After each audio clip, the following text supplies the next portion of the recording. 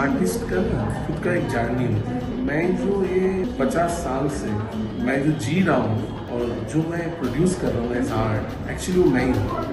मैं मेरा जो आर्ट बोल के जो ऑब्जेक्ट मैं क्रिएट कर रहा हूँ वो मैं बेचता नहीं। मेरा आर्ट बेचने के लिए नहीं है, मेरा आर्ट मेरे साथ जीने के लिए है।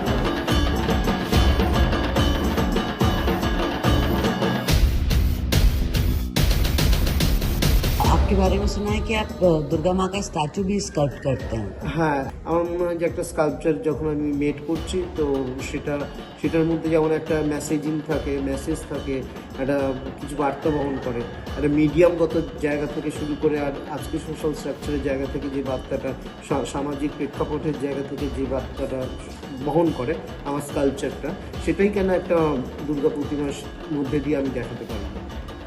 কারণ একজন দুর্গা মা, তার মধ্যে তো আরও অনেক বৈচিত্র্য, একটা শক্তি হিসেবে তো অনেক রকম ভ্যারাইটি আছে, মানে মাল্টি ডিসিপ্লিনারিটি আছে, যেখান থেকে দেখানো যেতে পারে স্কাল্পচারকে ওর মাধ্যমে, দুর্গাপুজোর মাধ্যমে।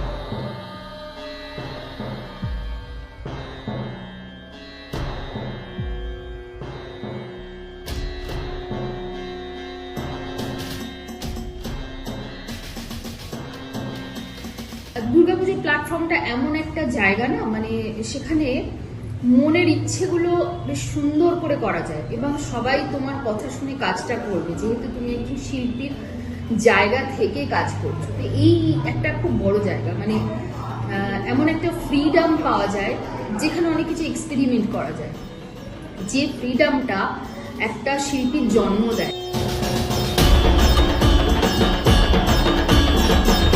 আমরা কিন্তু যে কাজটা করেছিলাম, যে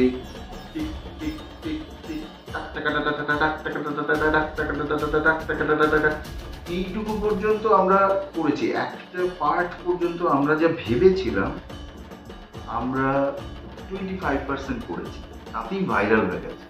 আমরা কিন্তু 75% করি, মানে যেগুলোর মধ্যে ছিল যে it was not just like the soundscape, এটা জাস্ট ছিল যে audio and visual and your participation even.